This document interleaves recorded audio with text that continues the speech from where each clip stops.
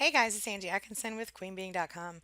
Today we're going to discuss PTSD and C-PTSD and how it relates to being abused by a narcissist, as well as how depression and some of the other, side effects fit in there, okay? Today's video is a direct response to a request from a viewer, and I am always very happy to do those videos. All right, let's get started.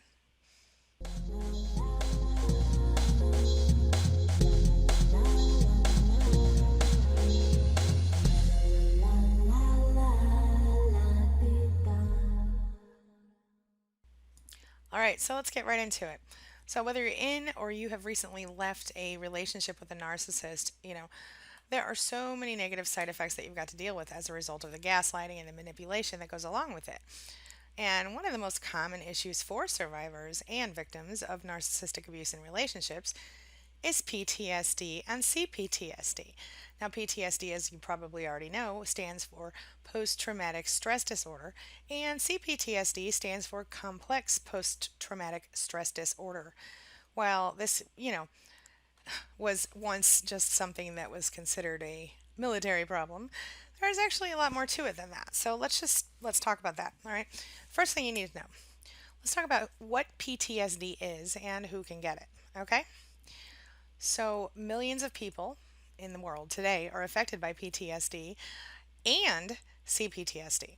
And each year, every year, millions of cases are reported. And at this point, they have figured out that it literally can affect anyone in any age group. Okay, PTSD has, of course, been talked about in the media over the years as a pretty serious problem that affects soldiers and, those who are returning from traumatic experiences that involve combat. But what we don't talk about as often are the people who have been emotionally and mentally abused by narcissists, psychopaths, sociopaths, and other negative people. That's why, most people think about soldiers when they hear that term. But the fact is that PTSD, you know, isn't just for soldiers anymore, and it probably never has been just for soldiers. But that they're just the group that has helped the world kind of become aware of it. Okay, it, you know, soldiers aren't the only ones who can be drastically affected, and because it really is a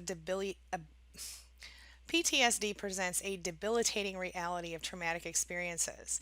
And it doesn't have to result from physical combat, which a lot of people don't realize.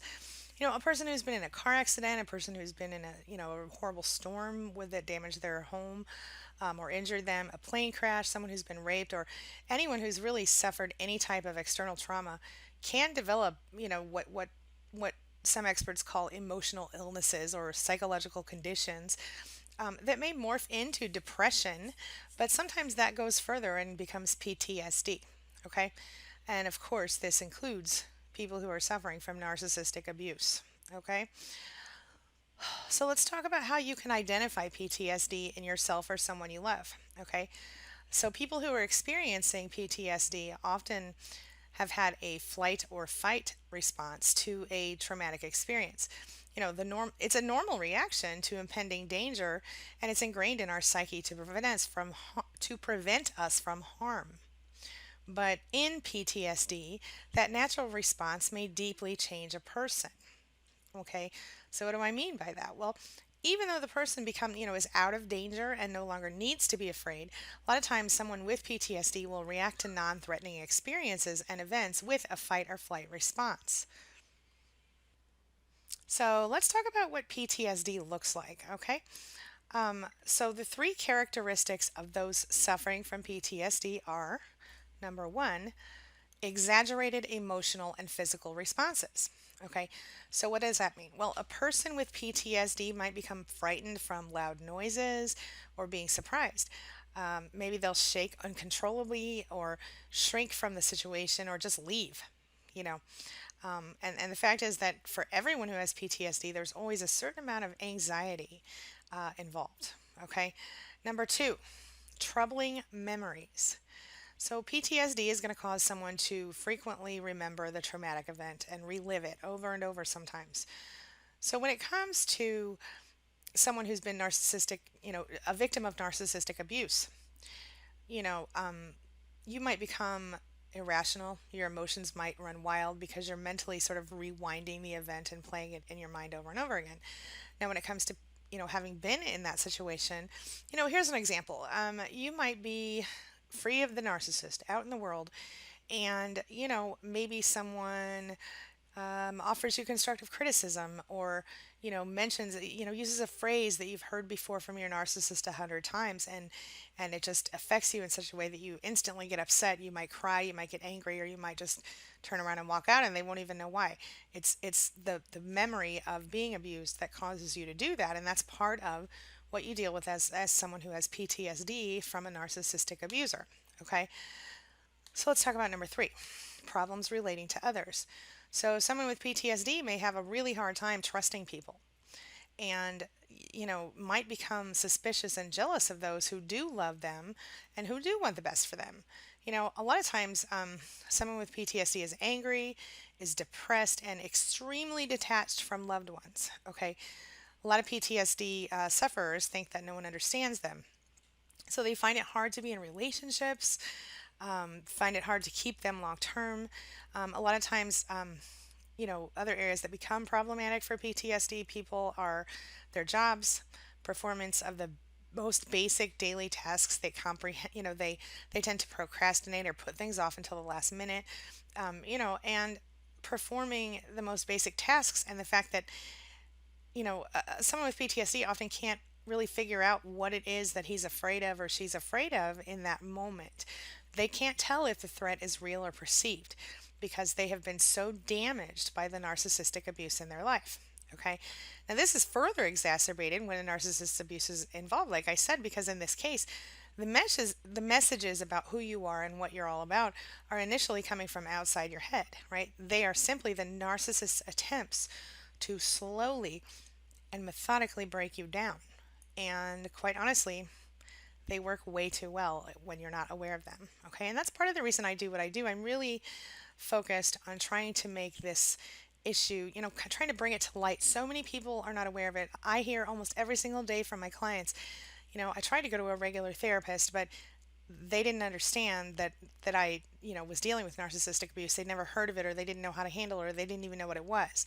And that's one of the things that I've been working toward in my practice, in my life, is to help, the world become more aware of this type of abuse, because so many people experience it and so few professionals are aware of it and understand what they're dealing with. And so a lot of times they blame the victim instead of actually understanding the issue. And when you further blame a victim of narcissistic abuse, when you say things like get over it, or you're just being too sensitive or whatever, you're actually causing additional harm for that person. You're actually taking them further into their PTSD because they really don't know if they're sane or not.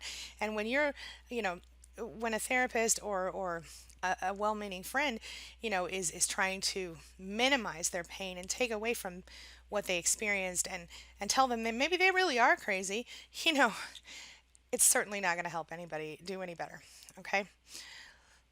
So the mental stress of PTSD is obviously devastating, and it obviously can take a toll on your relationships with other people, as well as the ability to function if it's not identified and treated properly. Okay? There are certain types of trauma that are well known to cause PTSD, and we kind of talked about some of those. So now I want to go into a little further about who can be affected by it, because you might be shocked when you hear this. Okay? So, like I said, in addition to the traumatic combat experiences, which quite honestly includes narcissistic abuse in its own way, there are other events that might precipitate PTSD. Okay, so people of all ages, like I said, and who have experienced all types of trauma could fall victim to this type of disorder.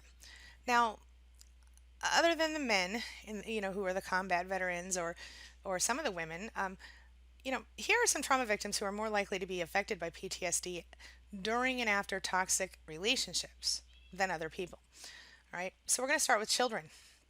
This is a hard one for everyone to hear and to think about, but children are some of the most likely victims to be affected by PTSD and to react to it in various ways that could actually cause them to become physically or mentally ill. So let's talk about it. Car accidents, being bullied at school, violence at home, a loved one's death or illness, child abuse of any sort, or a serious accident can precipitate PTSD in children. Symptoms of PTSD in children. Let's talk about that. Reliving the experience, nightmares, night terrors, avoiding situations, blocking out feelings and memory of the event, and being easily frightened by events that pose absolutely no threat to them. That's pretty common, right? Yeah, it's not good. Um, Another thing I want to say is that if you do notice some or all of these symptoms of PTSD in a child who's been through something difficult, whether it's a narcissistic abuse situation or something else, it's really important that you immediately seek help from a healthcare professional. You could literally save that kid's life by doing that. All right. Moving on, let's talk about women. Okay. It turns out that according to statistics, women are more likely than men to develop PTSD, and the reasons could stem from domestic violence, being neglected or abused as a child, being raped, being physically attacked, being in accidents, having a crushing medical diagnosis, or experiencing the loss of a child or a loved one. It's painful. And in that same vein, while I do have a 25% male viewership, there is certainly a 75% of you are women. And quite honestly, statistically speaking, women are more likely to be affected by PTSD as well as affected by a narcissist in a relationship. Now, men also get it. Men are also treated for it. Men are also being abused by women who are narcissists in relationships. And of course, some men are being abused by other men. But the bottom line is, we've all been there, we've all done it. So, symptoms for women in PTSD might include really severe depression, might include abuse of drugs or alcohol, might include, they might develop an eating disorder, or they might find themselves at an increased risk for heart disease. They could develop rheumatoid arthritis and chronic pain. They can find a lot of professionals say that they found women with PTSD having suicidal thoughts or even actions and other kinds of crazy unexpected behaviors. So for women, when they want to get treatment for PTSD, they might take antidepressants or anxiety medication if their doctor prescribes it, or ideally, and I listen, I have nothing against anxiety medications as needed. I talked before about how when I was going through my divorce with my ex narcissist, I actually got on Prozac for 6 months and it kind of saved my life. So, if you are in that position where you need to go to the doctor and get something to help you get through it, just do it. It's not a stigma attached and you don't have to tell anybody about it. Just take care of yourself because you matter, okay? Anyway, but like I said, there are people who are licensed in therapy specifically for dealing with trauma victims, and that might, in some cases, be your best bet. Okay. Another high risk group of people, who might experience PTSD are those who are lonely. People who are lonely.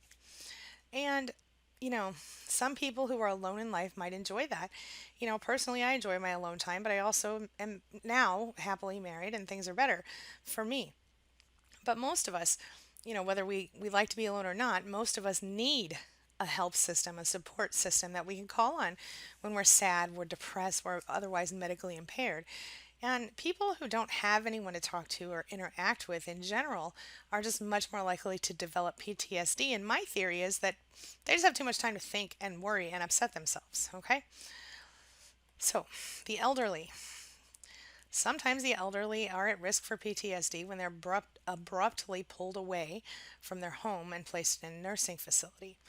And this is something that may or may not affect you right now, but it's something you obviously may have to concern yourself with in the future if you're not already dealing with it with a family member or yourself. The friends who have passed on, family may live in the other parts of the world, and these people are alone. Again, they're alone. It's a frightening experience for anyone to be alone, but especially when you've been with people your whole life and now suddenly you're alone and you're elderly and you don't have anyone to help you or protect you. Treatment, again, can range from medication to counseling and helping the victim join in other activities as much as possible. Developing a new community around yourself, things like that. The truth is that anyone who's been through a traumatic experience is at risk, including anyone who's dealt with with narcissistic abuse in a relationship, toxic relationships in general. Men, women, children, and the elderly All of them might experience PTSD if they're victims of extreme trauma and or the mental abuse and the emotional abuse that comes along with being in a toxic relationship with a narcissist. Okay, so let's talk about this. What else could make PTSD happen in addition to all of that? Okay, well, we've already talked about some of this, but let's get there. Okay, certain events could produce enough traumas to cause PTSD, such as sexual molestation, experiencing a threat by someone with a weapon. Have you ever had anybody point a gun at you? It happened to me in college. It was terrible. Rape, kidnapping, car accident, devastating illness. Like we talked about, natural disasters, including hurricanes, tornadoes, earthquakes, even civil happenings such as divorce or being sued. You know, emergency response workers such as firefighters, medics, pilots, policemen, all of them are likely to develop PTSD if they witness or are part of a traumatic event where the loss of life or devastation is involved. And that's another thing to consider if you or someone you love is involved in those particular professions. You can find yourself that way. I mean, personally, I live about 15 minutes from Ferguson, Missouri, where, as you will probably know, the whole Michael Brown situation happened a couple of years ago, not even quite a couple of years ago, and it changed our whole community. And do I think we have collective PTSD? I don't know, but before that happened, I thought this was a different place. I thought everyone was together here. I thought we were all on the same page. And when that happened, while I still have plenty of friends and everything else, I certainly got a different perspective of life here and in general. So, moving on. Symptoms and complications of PTSD. Here we go. So, like we talked about, the same type of symptoms that I mentioned in each group, suicidal thoughts, alcohol and drug abuse, depression. Complications of PTSD, can be varied, including the fact that it can disrupt your work. It can cause trouble in other relationships outside of the toxic one. It can cause you to not function as well as you could in general or at all on a daily basis. And like I said before, even taking away your ability to do even the most menial tasks like dishes or laundry or whatever, and experiencing, generally you can't experience any joy in anything. So, like I said, PTSD, you can't ignore it, and it won't go away without treatment. You've got to know that, okay? So let's talk about treatment. What are the best ways to treat PTSD? Well, you know what? If you or someone you know has fallen victim to PTSD, you got to know that, like I said, treatment is imperative, and the sooner the better. Okay, so symptoms might occur immediately after the traumatic experience, but sometimes it won't occur until months or years later. It just depends on how you personally manifest that. Okay, one type of treatment that doesn't, what it comes down to is there is no one single treatment for everybody who suffers with PTSD. And there are a lot of different ways, that you can get through the disorder, so to speak, or get rid of the symptoms that really just plague your life and disrupt you. And I'm going to talk a little bit about each one of those really quickly. Okay, well, three of them anyway, three of the major ones. Number one, traditional talk therapy. Okay, so talking it through for PTSD patients sometimes is the best way to treat the disorder, depending on yourself and everything else in your life. Counselors and psychotherapists that are specifically and specially trained in PTSD treatment a lot of times can help you to find that closure that you're looking for the traumatic incident that has caused your life to change so drastically, right? So then there's also number two, cognitive therapy. Okay, so what's that about? Well, this type of therapy for PTSD will help you to realize that the events that took place weren't your fault, whatever the trauma was, and it will help you to alleviate the feelings of guilt. So, a therapist is going to listen to you describe the traumatic events that you experienced in detail, and then is then going to help you to really understand the incident and why it happened. And a lot of times, when you discover why something happened, you can figure out how to overcome it. That's what I found in my own life anyway. All right, and then coaching. That's number three. So, when someone is suffering from PTSD and is otherwise mentally stable, a good life coach could help you to discover the answers that you're seeking and learn the new coping techniques that you might actually be able to use to deal with the issues that come along with it. So, and this, in my opinion, can work really well together with traditional therapy if needed, or if you're otherwise mentally healthy, sometimes just coaching is enough. But you have to understand yourself well enough, and sometimes maybe just an introductory session with a therapist or a coach can help you understand whether or not you need to, get additional help outside of what you're already doing. Okay.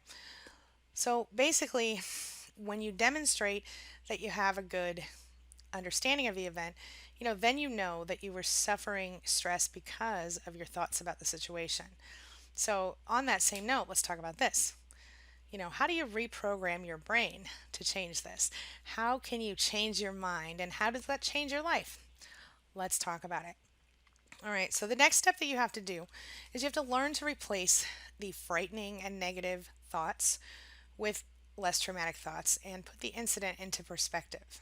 Okay, so your therapy sessions or your coaching sessions will help you learn how to cope with fear, anger, and guilt that a lot of people do experience after the traumatic experiences that brings you to the point of PTSD. All right, exposure therapy. Do I believe in this one? I don't know, but let's talk about it. There's exposure therapy. Eliminating the fear of is one of the goals of exposure therapy and is based on the theory that after a traumatic event happens, a person learns to be afraid of their thoughts, afraid of their feelings, and afraid of circumstances that remind him or her of the traumatic happening.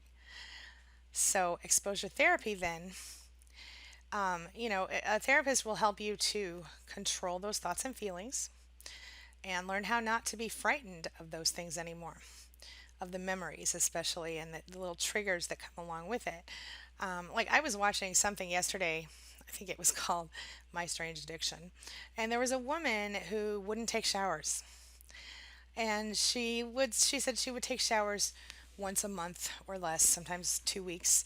And she said that it was directly connected to the fact that she had been sexually abused as a child. And apparently the shower was involved. And so the beginning and the end of her abuse would always involve a shower. And so therefore the sound of the shower immediately brought her back to that trauma. And as a result, she has become addicted to using baby wipes instead of actually using the shower. And it's kind of crazy. So would she benefit from something like exposure therapy? Maybe. But that would require a licensed therapist to do that and work with her on that. So the idea is, of course, that exposure therapy would help to desensitize her, and to replace the memories with less stressful thoughts. And according to what I found out, relaxing is really the key to to successful exposure therapy. And a therapist might suggest breathing exercises to help with this. Okay.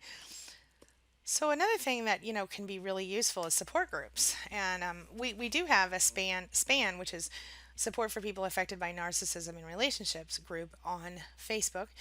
It's confidential. It's free. You can learn more about it if you go to queenbeing.com/span, SPAN. But anyway, what that involves, it can help you to overcome your fears and your emotions.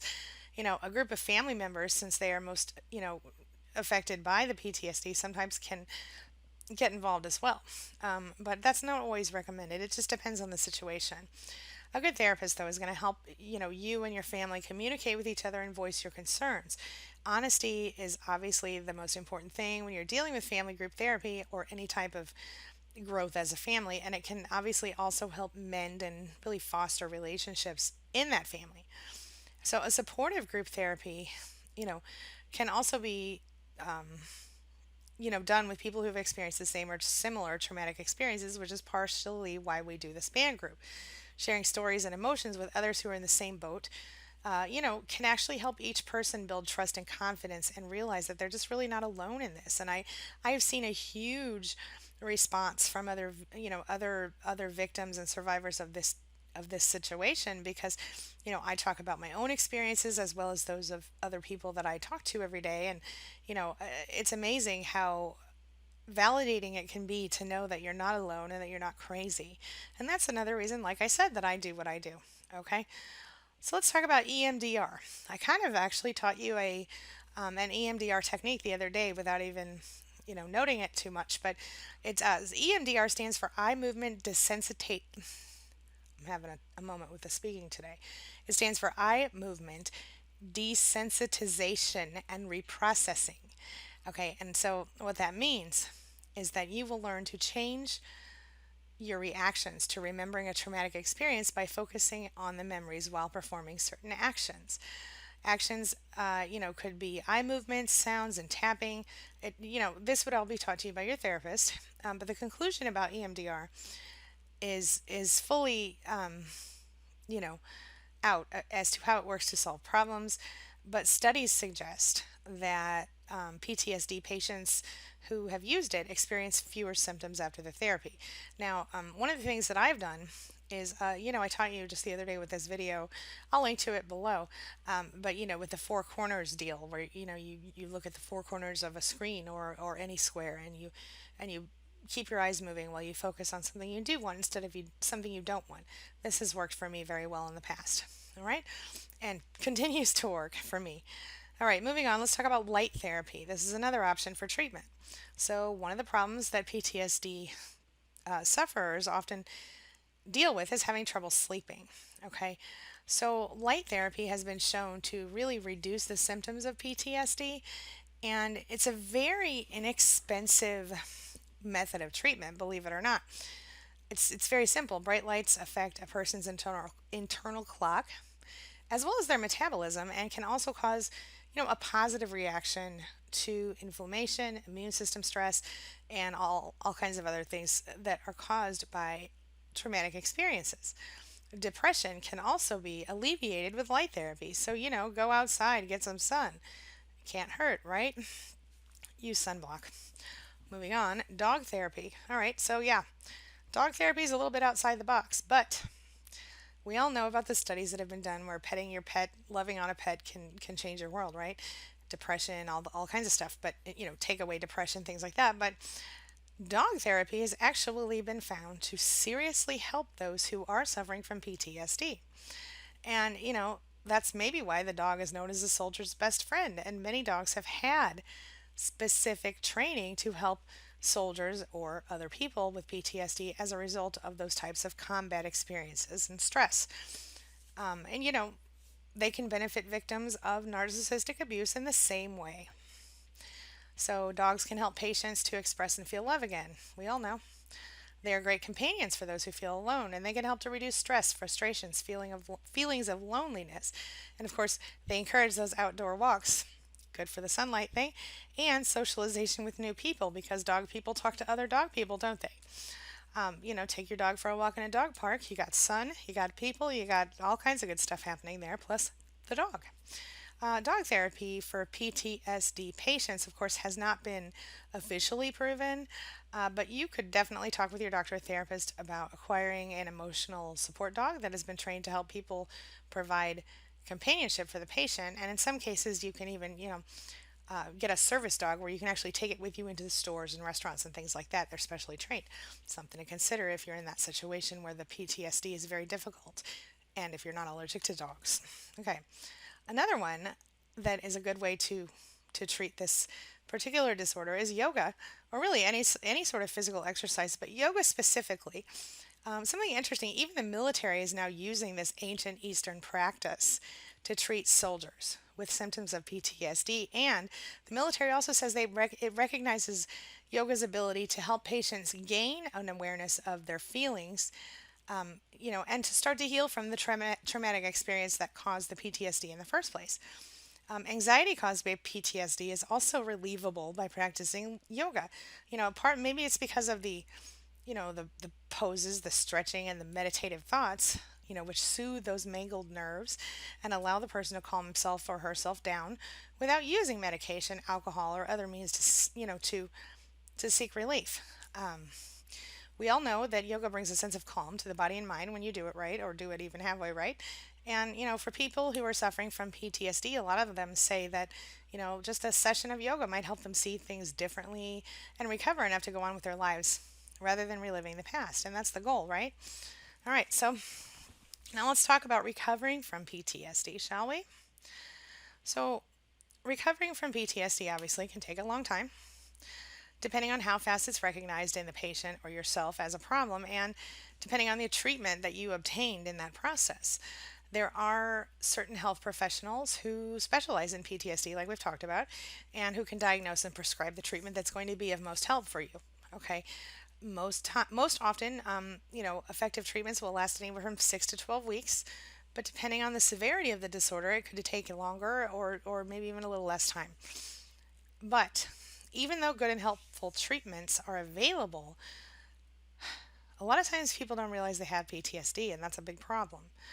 Because a lot of times, like I said, when you're in a relationship with an abusive narcissist, you really have no idea what you're getting yourself into, or you a lot of times don't even realize that you are being abused because it's so pervasive, this type of abuse. So sometimes, PTSD can be treated, like I said, by antidepressant medication or SSRIs, which are selective serotonin reuptake inhibitors. And those can help with feelings of sadness and worry. And that's, maybe a temporary fix, but it can help you to get through and over the hump. Nothing wrong with that. But a lot of what causes, PTSD are those chemicals in your brain and the lack of serotonin. So medications, like I said, they can be used with some success, but they would be a band-aid, and you would need to work through therapy wise or coaching wise or whatever in order to move past your initial stuff. I really think therapy is the way to go, especially if you have, any comorbid conditions or whatever. Okay. If you or a loved one is under treatment, is getting treatment for PTSD, it's real important that you become clear on how long, your treatment might take and what you can expect from it. Okay, so it's, loved ones or people who are close to you, you know, will, will be happy to, sometimes to help you get a therapist or to at least be involved with your therapy. But recognizing or helping someone recognize PTSD, that's the key to all of this. You have to understand and research what you can about the symptoms of PTSD, the treatment and the recovery options. But what it all comes down to is that you cannot self-treat this particular disorder. Certainly you can work on personal development and everything like that. But if it's severe enough that it's affecting your life, you've got to get some help. And you can start by joining, an online support group or whatever. But if you're in a position where you can't function, you can't focus, your life isn't moving forward, you really need to get some help with a qualified therapist. Okay. All right. So that's what I've got for you today. And tomorrow I'm going to go into a little bit more detail as far as how you can, begin to overcome this and what you can do if it's not severe to the point that you actually need therapy, but you just need to work through some stuff. Okay. In the meantime, you might be interested in reading one of my books on narcissism and toxic relationships. It's called Gaslighting, Love Bombing, and Flying Monkeys. And it's called The Ultimate Toxic Relationship Survival Guide for Victims and Survivors of Narcissistic Abuse. So that's all I've got for today. I'm going to wrap it up right now. So tell me before I go, if you would please leave me a comment and tell me, have you or has someone you know been affected by PTSD or C-PTSD during or after a toxic relationship with a narcissist? And if you were affected by it, did you get through it, and what did you do to get through it? How did it work for you? And if you're still struggling with it, what are you doing to change that in your life? Share your thoughts and your experiences in the comments below. You never know who you might help by sharing something like that. All right. So that's all I've got for today. I'll see you tomorrow. Have a wonderful week, and blessings to you. Stay strong, stay together, and keep your head straight. You've got this. Okay. Have a wonderful week. Thanks.